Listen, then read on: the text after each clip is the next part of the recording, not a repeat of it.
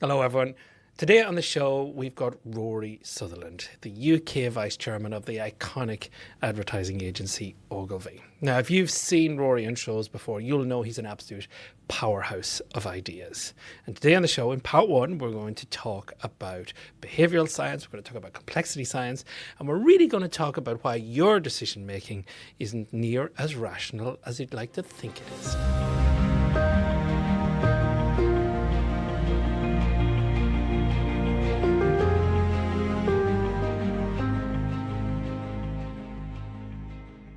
What's your connection with complexity science? I suppose my kind of gateway drug to complexity science was behavioural science, and in particular sort of behavioural economics. And what you very quickly realise then is that people often make decisions in both government, public policy, and indeed in business under the pretense of non-complexity. Okay, so what you do is you take something.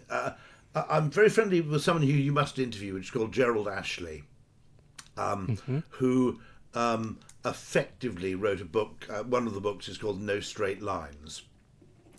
And what they do is they look at the actual, they look at the whole, which is too complex and too complicated or wicked to be solved. So what they do is as he once put it, they turn a mess into a puzzle by either oversimplifying it or ignoring the more complex parts. Then they solve for the puzzle and then reimpose the solution back on the mess. And I saw economics as doing this to a large extent by effectively ignoring the complex components of human perception and behaviour, solving for objective reality as if it were linear and as if it were ergodic and as if it were also what you might call capable of averaging. Okay, you optimize kind of for the simple average, and then you pat yourself on the back because you now have a rational PowerPoint deck or Excel spreadsheet which appears to make sense within the limited context in which you've defined the problem. And then you decide that that is therefore optimal. You impose it on reality, and you don't even really bother to measure the consequences very much, because what you've done is so wonderfully rational that you don't really need to ask any questions. And I saw that happening time and time again. I mean, for example, one of the things you'll probably see I bring up a lot is, indeed, I co-authored a book with Pete Dyson called Transport for Humans, in which what I effectively said is that you can't model transport without considering psychology and human behaviour, and things that are non-linear and things that have feedback loops and goodness knows what else. You can't model transport sensibly for humans. You can model it for cargo perhaps, but you can't model it for humans without in a democracy at least, or in a world where humans are allowed to make their own decisions around modes of transport. You can't model transport without acknowledging complexity, and yet unbelievably, to an extraordinary extent, that's exactly what we do. We assume that, for example, a reduction in journey time has linear benefits, and that journey time is most of what passengers care about. And it's extraordinary. The other thing I think that's always interesting is I'm quite friendly with Nassim Taleb. And I find it extraordinary the extent to which we optimize for the average and we assume linear relationships. So an example there would be, in economics, the single representative agent strikes me as fundamentally bonkers, that you take kind of average, you take an average individual, optimize for the average and assume you're optimizing for the whole. Or you optimize for the short term and assume that must be optimizing for the long term. You assume there's a single right answer, where one of my little mantras in my book is, in many cases, in reality, in a complex world, the opposite of a good idea isn't wrong. It could be another good idea. And so I found this really fascinating, which is, and then you could even take it even further. And here's another interviewee for your podcast, which is Ian McGilchrist, who he's written 2 books, or several books anyway, but The Master and His Emissary, and latterly the 2-part monster work, The Matter with Things, which is all about effectively what you might call the 2 hemispheres of the human brain, and how in a better world they work in a complementary fashion. His argument is it's not that the 2 hemispheres of the brain do different things. They do this. They all do. They both do everything, but they do it in different ways, fundamentally different ways, which are in the best cases complementary to each other. But in the worst cases, McGilchrist would argue what we do is effectively the left hemisphere predominates or preempts the right hemisphere, and so what you might call the complex whole is ignored in favour of the reductionist part. And it's very strange in business when you think about it. You've got people, some of the most eminent people who've ever written in business, like W. Edwards Deming, who say to optimise the whole you must sub-optimise the parts. And yet it's considered perfectly rational and uncontestable in business to say, okay, we will reduce this system into 5 parts, we will optimise the 5 parts, and then assume that is optimising the whole. I suppose what I ultimately got into is decision science, and it occurred to me that if your decision is something which, for example, involves human psychology, perception and behaviour,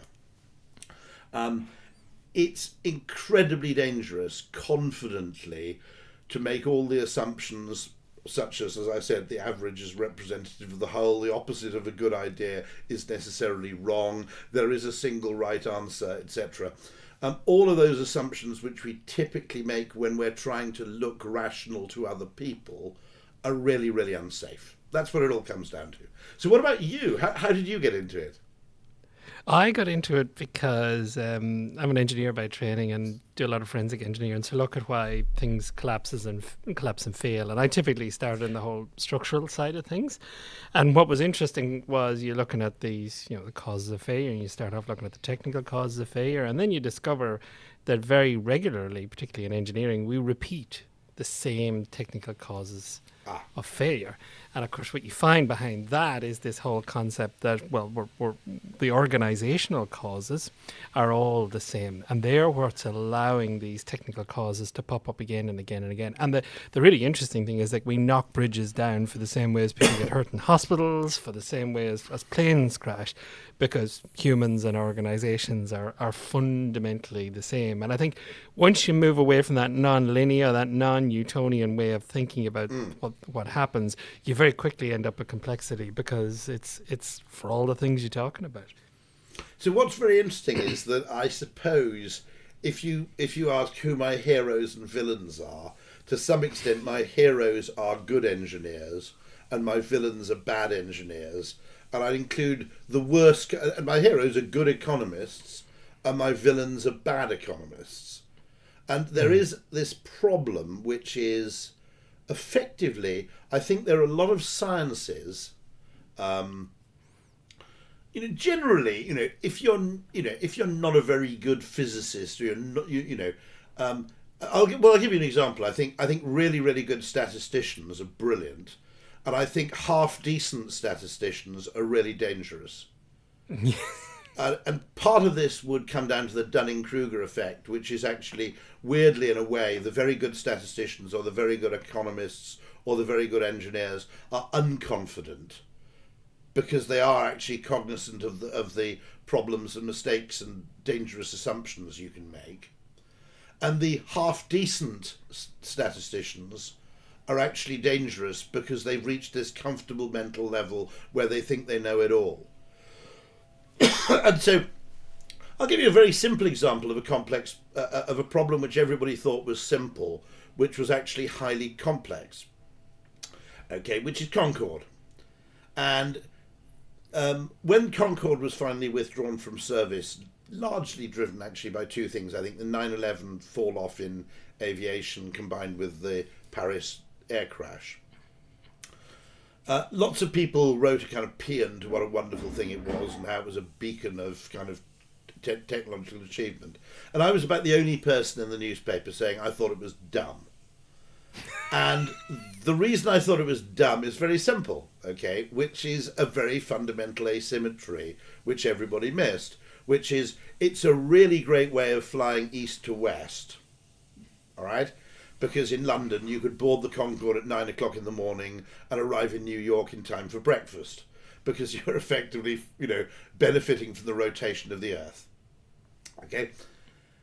The eastbound journey was problematic because, in fact, okay, your choice was, do you leave New York at 10 o'clock in the evening after all your meetings are finished and you've had a few drinks, and then fly overnight while you're asleep and arrive in London in time for breakfast?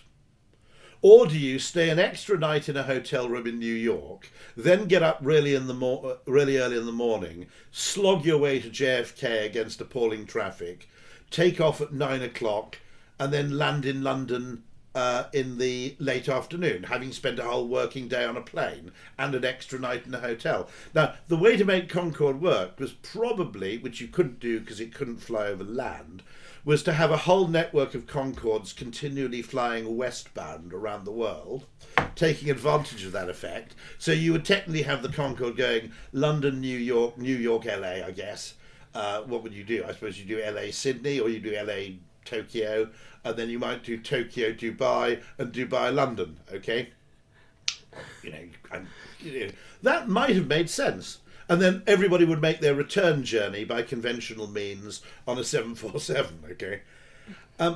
Other examples where I find effectively the assumption of straight lines, linearity, and the assumption that you can be Newtonian about this would be very simply high-speed rail. And my argument is, first of all, there's a very big difference between saving, let's say, one person 100 hours a year, which is what High Speed 1 does in the UK, because effectively making commuter rail faster has an appreciable difference to the life of commuters. Okay. On the other hand, reducing the journey time between, let's say, London and Manchester by an hour, okay, from 2 hours to 1. Well, my argument is that's not really saving one person 100 hours a year. It's more akin to saving 100 people an hour a year, or 200 people, 2 hours a year, or whatever it might be. Now, in terms of the simple model, they're exactly the same, because aggregate time saving is what matters, because you're not factoring in behaviour. But if you think about it, one of them is life-changing.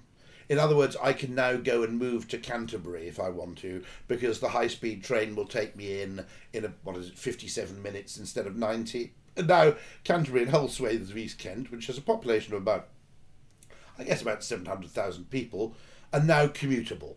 Okay? That's a really, really big deal. Okay? On the other hand, there aren't that many people who travel to between Manchester and London more than, what shall I say? There aren't that many people who travel between Manchester and London more than once a week. And there are very, very few of them. Now, the people who, like me, travel to Manchester 5 times a year, halving the journey time is not life-changing. It's merely a convenience. And then you add another dimension, okay? In France, which is what geographers technically call quite big as a country, not by Australian standards, but nonetheless, it's a lot bigger than the UK. When you reduce the journey time between Lyon, which is kind of the number 3 city in Paris and in France after Paris and Marseille, you reduce that journey time from 4 hours to 2. That's a game changer, okay? Because you can now if you work in Lyon, you can now get to Paris and back in a day without it being bonkers, okay? And likewise, Parisians can go to Lyon for the day without it being insane. 4 hours to 2, big deal, because it's a big proportion of your working day. 2 hours to 1, not really the same. I can go to Manchester for the day as it is if I want to, okay? And this in a sense, the extreme of this was in a mock letter in the kind of comic magazine Viz, where someone said, businessmen save £80 billion on high speed 2 by simply arranging your meetings in Manchester an hour later. Okay.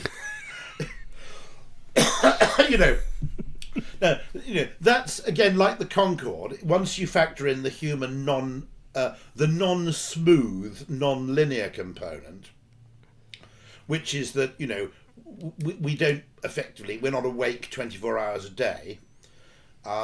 Once you actually acknowledge non-linearity to the thing, all the rules change, and yet you have these people who go assume linearity, solve for that, reimpose on system, and I think it's a catastrophe.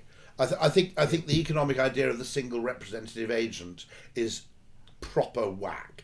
So let's take a very simple economic decision. Okay, there's a bit of inflation, which was not really caused by. The inflation was caused by things like Russia invading Ukraine, supply chain disruption, cost of energy, okay? It wasn't really caused by consumer behaviour in that case. It wasn't like wacko people getting into a spiral of increasing prices and increasing salaries. It was caused by an external shock. So what you do is, inflation, you put up interest rates. Now, the interesting thing about putting up interest rates is that whether it benefits you and how it affects your behaviour, or whether it's a disaster, entirely depends on who you are. Okay, it's completely bifurcated. So if you put up interest rates, rich people with a lot of savings, for example, probably get better off. People who are indebted are now bankrupted. So it's not really fair to model that as if there's this single economic rational agent who's got a little bit of debt but more in the way of saying it's a nonsense. Solving for the average is just complete garbage. And you were talking about the concept, I've heard you talk about before, of when we over optimize the parts, or we try and optimize the parts and assume by doing so we optimize the whole. Have you got a really good example of where that went terribly wrong, or terribly by optimizing the terribly parts? Wrong? Yeah, I mean, well, for example, it just causes misdirection of effort. In the best scenario, it's misdirection of effort. In the worst scenario, it's catastrophic. And so, well, I'll give you an example. Funnily enough, even economics acknowledged this. I think it was Samuelson, the economist, who described financial markets as being micro-efficient and macro-inefficient. And I'm very interested in and genuinely enthusiastic about remote and flexible working. I'm very, very enthusiastic about video conferencing, Zoom, Teams, etc., as a potential game changer in business for all kinds of things. Okay, I'm not saying they are automatically good. I'm saying they have the potential to be highly significant and very valuable. Okay.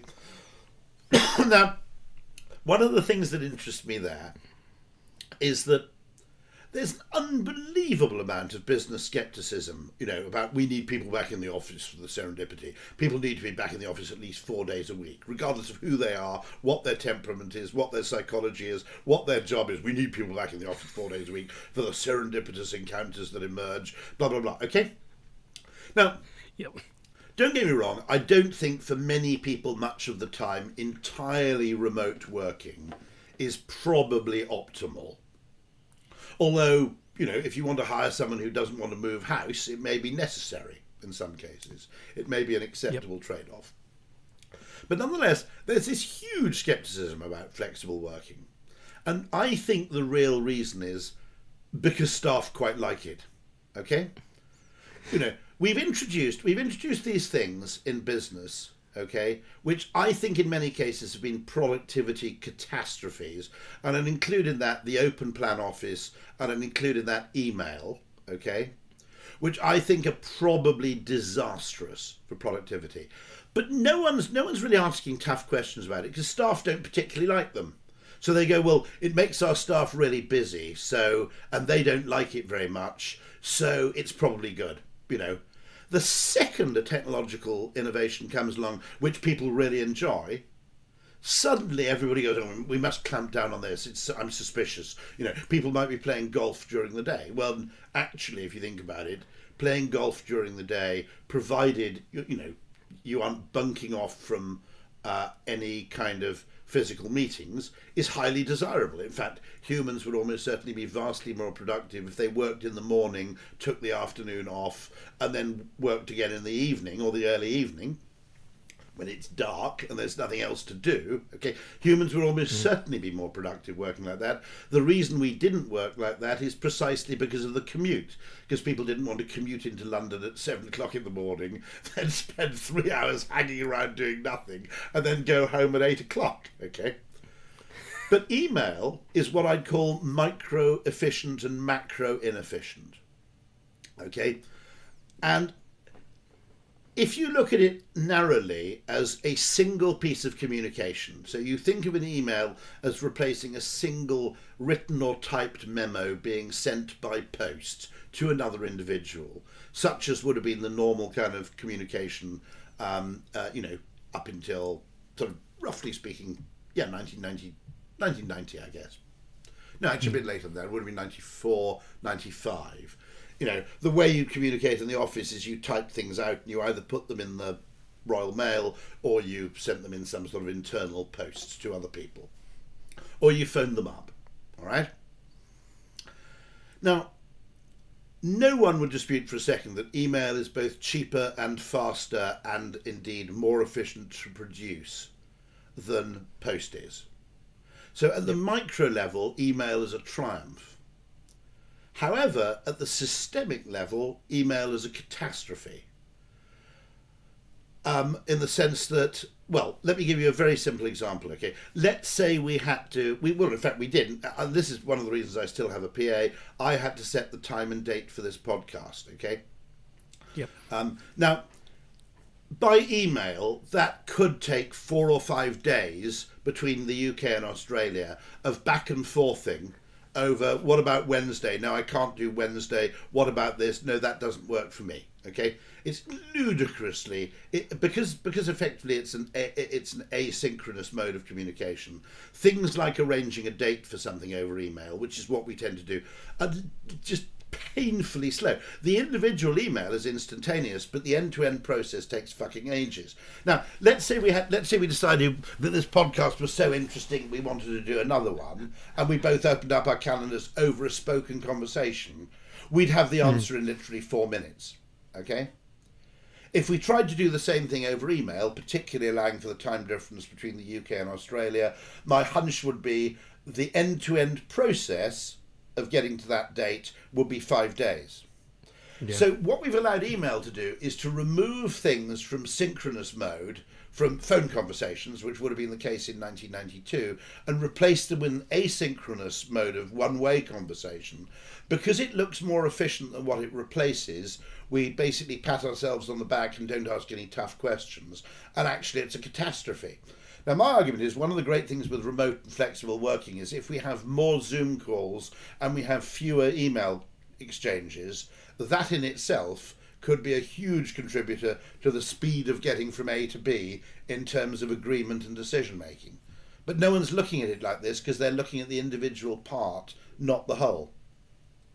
That's fascinating, and I think that's so true, isn't it? Because was it you who said in a podcast that emails is a wonderful concept, but you realize you can email someone immediately, but what you miss is that everyone else can email you too.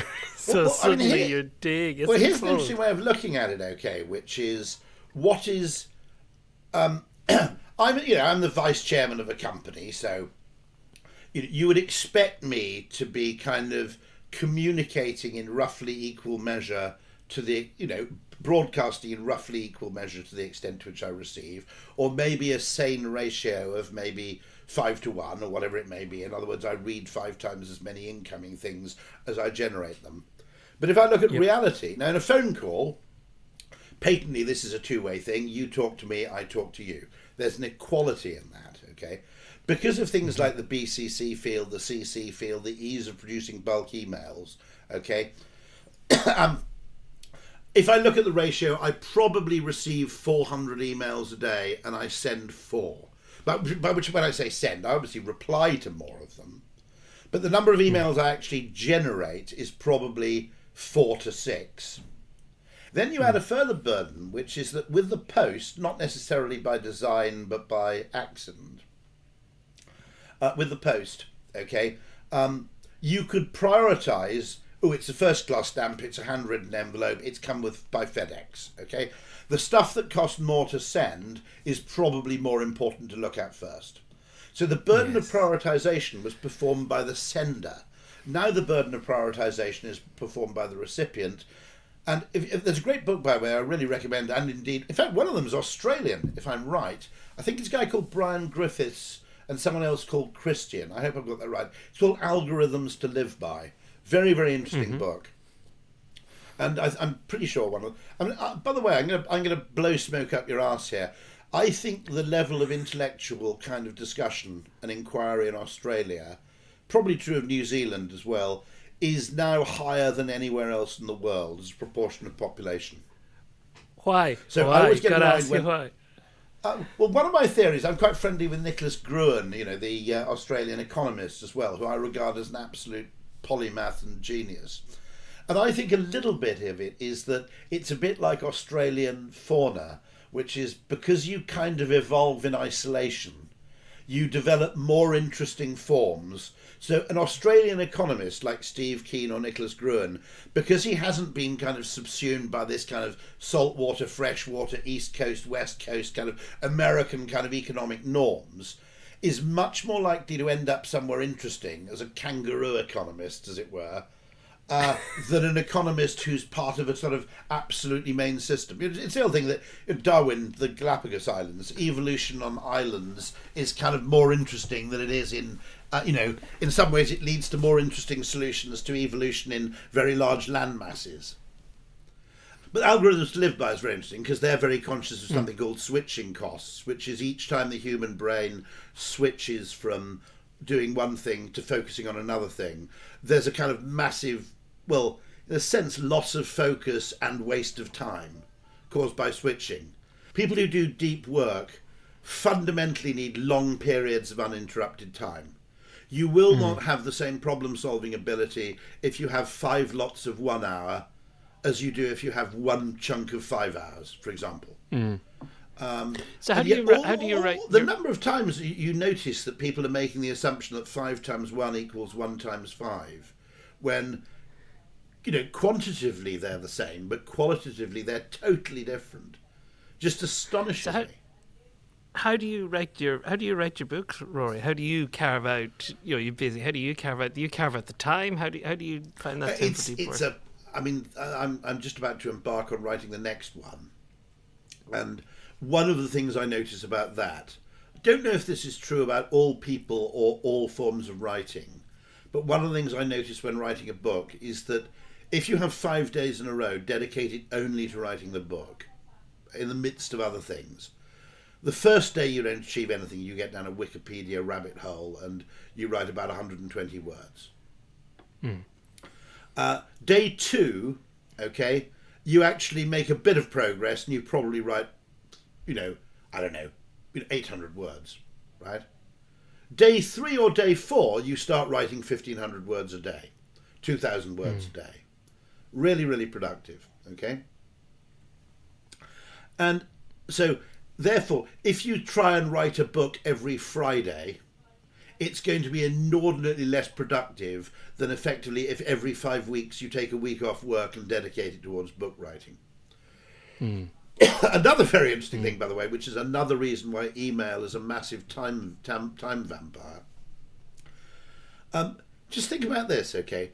If we upload this conversation, the audio of this conversation into let's say Otter, into online transcription, the conversation will probably be about 10,000 words in 2 hours, okay? Now, that technically means that if you could just sit down and dictate a book, you could write a hardback book in a day. It would be extremely tiring, it probably wouldn't be brilliantly structured, etc., because conversation isn't, which is one of its virtues, by the way. Conversation can go off-piste in a way in which email exchanges don't, and sometimes the digression is actually valuable. We speak much, much faster than we type. We read slightly faster than we listen, which is why audiobooks take quite a long time to listen to. So there are advantages to the written word in speed of consumption. But email is using a very slow form of generation. If you ever met someone who spoke at the speed that most people typed, you'd punch them in the face after about half an hour. And if you just imagine this conversation, okay, so I would now, my next sentence would be, we are not fully aware of the extent to which typing, delete, typing is slower than speaking, right? Now, seriously, it'd be unlistenable at that speed, just the bandwidth is just atrocious, okay? I mean, it's just painful, okay? And yet we're totally happy saying, no, let's not have a phone call. Let's do everything using our thumbs, okay, right? Okay. Why is that? Why do you think it fascinates me in a way, because one of the arguments I used in my book is I said that there are certain things that feel fast because they're fast. If you're quite a fast typist, you think, I'm doing this quickly. You're not conscious of how much faster you'd be going if you were in a different medium, if you were speaking. Okay. Now, I'll give you an example of this. So first question is, email maybe should just be recorded voice. Okay? Rather than type. Second thing is, I can walk faster, I can certainly run faster than an Olympic swimmer can swim, right? But we think of the Olympic swimmer as being fast because by context of someone thrashing around in the water, they're actually moving quite quickly. Compared to a basically relatively infirm, overweight Englishman, okay, actually with feet on the ground, Olympic swimmers are shit, okay? Right? I mean, it's bullshit, right? I get, yeah. Okay, and I think email's like that, okay? I'm quite a fast typist, so this is great. I'm actually being really productive. Yeah, but if you're actually speaking, you would have knocked off work 3 hours earlier. So why do we want to do the emails? Why are we addicted to the emails rather than picking up the phone? And why is that getting worse? Why do we seem to, the new generation doesn't want to talk at all? No, I mean, my children regard a ringing landline as kryptonite. I mean, they look at the thing as if, what's going on here? And, by the way, there are problems as well. My daughters were until recently both students. Now, in the old days, you might have had a student house and it might have had one telephone, which meant that if you could actually, if you couldn't get hold of your child, you could get a message to them. Within the constraints of how reliable students are passing on messages. Whereas now, if you can't get hold of your daughter because the mobile phone's switched off, there's literally no plan B. The landline did have a kind of fallback, which was leave a message. Okay. Now, if you can't get hold of someone on their mobile, the onus is on you to keep on trying endlessly or whatever. Actually, you can text them. That's probably the best thing to do under those circumstances. But it is very interesting in that quite a lot of things, just as I said, that, I think it is Samuelson who said that things can be micro-efficient while being macro-inefficient. I think a lot of things are micro-intelligent while being macro-dumb. And there are a lot of things which are short-term intelligent but long-term stupid. Okay? Which is... Give us an example of that. I'll give you an example of something like that, which is an obsession with cost-cutting. I'll give perfect... Okay, here's an example of this, which I've actually named, which I call the Dorman fallacy. Okay, and the Dorman fallacy is something which funnily enough, I only kind of mentioned it casually in passing in my book, and it kind of went viral as a thing. And the idea is you run a hotel, okay, and the hotel employs a doorman, okay, and you bring in Accenture or somebody, okay, to say, how do we make our hotel more efficient, okay? Now, that, by the way, is the first mistake, because you've used the word efficient rather than effective or profitable, okay? You've used efficiency as a proxy for something else, okay? And Accenture will say, I'm using this metaphorically, okay, well, you've got a doorman, in fact, you've got 2 or 3 doormen because they work on shifts, okay? And that's costing you, let's say, £100,000 a year in salary cost, all right? And you then say, right, well, we're going to define the doorman as the function of the doorman as opening the door. Okay? We will then replace the doorman with an automatic infrared door opening mechanism which does cost you £5,000, but this will effectively save you money on, this will save you £90,000 a year on doorman salaries. And it's going to do the opening the door automatically. So let's all pat ourselves on the back for our wonderful efficiency achievement and cost saving, and walk away confident that we've made a great decision. But the point is, and indeed, in the short term, that looks great, right? Because the hotel's still charging the same amount of money, okay? The hotel still has the usual complement of guests, all right? And everything works pretty well. And you go, gosh, look at this wonderful quarterly cost saving, which we can now put on a spreadsheet and present upwards as part of our quarterly report, okay? The point is that the function of the doorman is only partly opening the door. They hail taxis, they help with luggage, okay? They provide recognition to regular guests, which regular guests really value. They provide a degree of status to the hotel. And they also, they provide a degree of security. In other words, you don't get vagrants sleeping in the doorway of a hotel if there's a doorman there, because he tells them to sling their hook, right? And so you make this wonderful decision, and everybody congratulates themselves on the cost saving. But then what you discover is a year later, the front of the hotel has become a bit of a slum, and the rack rate's fallen out of bed because you're now no longer a 5-star hotel, you're a 4-star hotel, whatever it is, and your regular customers don't like it anymore because nobody recognises them when they arrive and says welcome back. And this is what I mean, the biggest trick that gets played, where you pretend things that are complex are not, is this proxy, which is efficiency being treated as a proxy for effectiveness. Now, here's a theory of mine, which I'd like you to discuss, because there are a load of people, I hope, listening to this podcast who know a hell of a lot more about complexity than I do. Okay. But it's that optimizing for efficiency tends to cause homogeneity of approach, which therefore reduces resilience. And my argument is the thing that makes business resilient is not a focus on efficiency, it's a focus on the customer. And customers are whimsical, complex, ever-changing. And they're very, very variegated and different. And if you focus on customers, it tends to produce inefficiency in that there are a lot of people producing tomatoes, but the tomatoes are very, very different and genetically different, produced in a different way, and serve a lot of different needs. And therefore, overall, the tomato market is resilient, okay? If you optimize for efficiency, you end up with Dutch polytunnel tomatoes, which look great, cost very little to produce, can be produced all year round with minimal energy costs, but unfortunately, first of all, taste of nothing, because everybody's been optimizing for weight, appearance, and all the factors apart from taste. But secondly, they're unbelievably homogeneous, which is bad news for cooking, but it's also bad news for resilience. Now, the example I gave of that is during the pandemic, okay, we were to some extent saved, particularly the elderly, by grocery delivery firms. I don't know what Australia's like. We've got Ocado. All of the main supermarkets effectively will deliver. You can place your order online and they'll come around with a van for an order over about £50, £100, and they'll basically deliver it for either free or a pretty small fee.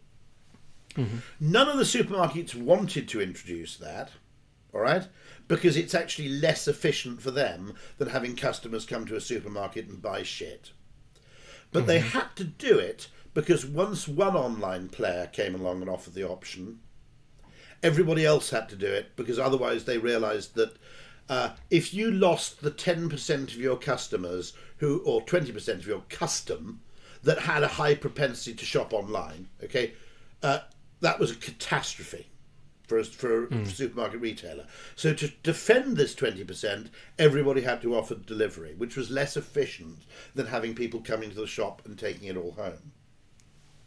But that focus on the variegated customer led to resilience, which meant that at a time when people couldn't go to supermarkets, there was an alternative. In the same way McDonald's had introduced delivery, drive-through windows, remote ordering, screens, lots and lots of different ways of ordering. And if you're customer focused, businesses which are customer focused will tend to create a resilient ecosystem, because how do I optimize for customer value is an open-ended question capable of lots of different answers. Okay? I mean, two answers for how do I satisfy a customer is I strip out everything that's not necessary and I make the product really cheap. And another answer to the question, how do I optimize for customer value, is actually I add a lot of bells and whistles and I make the product more expensive. They're both satisfactory answers to the same question, and there is room in an economy for both of those solutions. There's room for Dyson. Do you have Henry vacuum cleaners? Do you have those sort of... Yes, you do, yes. You do, yeah. Yeah, okay. yeah. In a kind of diverse, consumer-focused, marketing-led ecosystem, there's room for the Dyson and there's room for the Henry. There's room for Qantas and there's room for EasyJet and Virgin Australia, okay? There's room for... And the miracle of capitalism, of consumer capitalism, is that it comes up with lots of different answers to the same question, which, through a second invisible hand, if you like, creates resilience. Mm-hmm. Okay? Once you get people saying, oh gosh, all this consumer stuff's a bit too fluffy and vague for me, let's just pretend we're optimizing for efficiency, you get Dutch tomatoes. I know that's not a very good analogy for Australians, but you get polytunnel, mass-produced, tasteless tomatoes, okay? And everybody, this is the point in my book, that the problem with rationality is it tends to take everybody to completely the same answer. This shallow rationality tends to drive everybody to the same place, which then, of course, reduces value in the marketplace, because there's only one kind of tomato, and it turns tomato growing as a race to the bottom to simply produce the same kind of utterly indifferent tomato at the lowest price possible. An ecosystem where the market is consumer focused and human value and psychological value focused, as in Austrian economics, say, rather than neoliberal economics, will produce diversity. It will create value in lots of different complementary ways, and the unintended gain you get as a byproduct of this divergence is resilience. And is there any particular product or part of the market that really does that really well, Rory? That shouldn't. If the economists would say we should just have one of these. Probably one which would be very, very good for both Brits and Australians would be, the restaurant, cafe, sort of general food other than groceries market. Okay, so if you think about it, it's hyper Darwinian. And Nassim Taleb writes very well about this, where he says that you could easily make the mistake of thinking that running a restaurant is a piece of piss, because you see lots of restaurants kicking around that are full of people selling a lot of booze and clearly making a lot of money. But as Nassim Taleb says, the graveyard of failed restaurants is a very silent place. Mm. And what you realise if you look at let's say you have a town with a great restaurant scene, what you forget about is all the restaurants that failed and disappeared. And I had a lovely example of this. I think looking at restaurants, everything from McDonald's and KFC all the way up to independent and Michelin-starred places, it's a really, really interesting ecosystem because, first of all, fashions change. Secondly, the opposite of a good idea can be another good idea, okay? The American diner had a big menu. McDonald's went and competed with a really, really small menu, okay? Mm. A really, really limited menu. And so McDonald's, in a sense, took the American diner concept, which is food prepared to order, from an enormous menu where you can have your eggs done in 17 different ways, over easy, sunny side up, scrambled, poached, fried, etc. Okay, and they basically took that and they just said, okay, eggs, we're going to have food prepared in advance for a really small menu rather than food produced to order for a really big menu. Mm. Classic case of opposite of a good idea is another good idea. Which, when you're optimizing for efficiency or optimizing for narrow rationality, you're convinced there's only one right answer. And you're also convinced that there are no contradictions inherent in the thing. Okay? Because sometimes the right answer is two opposite right answers. To explain that, what do you mean by that? The explore-exploits trade-off isn't a trade-off. So if you look at...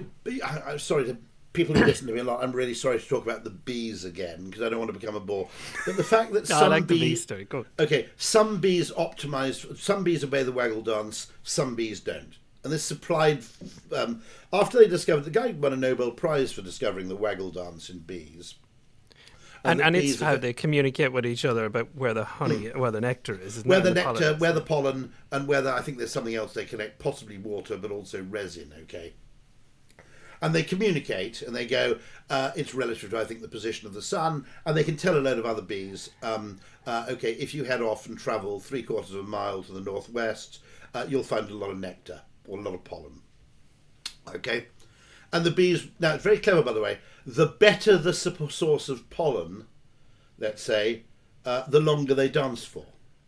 Now that's not because the other bees are going, let me take out my bee stopwatch and measure how long it is, because if this guy's dancing for a long time, it must be a great source of pollen. It's simply that the longer you dance for, the more chance there is that bees see your dance. And so for an insignificant find or discovery, they'll only dance for a short time, and for a significant find, they'll do the dance for much, much longer, and as a result, they'll have a larger audience over time, and therefore more bees will be sent out. And then as the source gets depleted, the length of the dance decreases, so there's a feedback loop, which means it's self-correct. But the bees also do a thing, which they go off at random, okay? Now, bee scientists were amazed by this at first because it's suboptimal in the short term. Okay, this is another case of being short-term rational, long-term irrational. And indeed, if you had a load of accountancy bees and compliance bees, they'd say we want 100% compliance with the waggle dance. We don't want any deviation, no expiration at all. Just all collect nectar from where we know it's to be collected, and we'll have optimal short-term efficiency, which indeed you would do. Except you get trapped in a local maximum and the hive starves to death when the environment changes. Now, in algorithm design, in animal foraging, there's a thing called the explore-exploit trade-off, which is the trade-off between the resources you dedicate to exploiting what you already know and the resources you dedicate to, that's exploit what you already know versus explore what you don't yet know, or what is new, or what is recent, okay? Okay, it's a constant updating. Now, the random bees, in fairness, have to report back. If the random bees discover something good, the system only works if the random bees share their discovery with the rest of the hive. It's not that the random bees don't waggle dance. It's simply that they ignore the waggle dance to begin with, and that's what happened. They modelled it as a complex system and realised that if you don't have a certain number of bees ignoring the waggle dance, you get actually about 4 problems. There's total lack of resilience because you're over dependent on what you already know, and you're over optimized on the past. You can also never get lucky, so you don't have, as Nassim would say, high surface area exposure to future upside optionality. Okay, because you're basically dependent on what you already know. Now, what's interesting is in algorithm design, it's called the explore-exploit trade-off. But when you think about it systemically, it's not a trade-off. It's 2 complementary parts of the same system.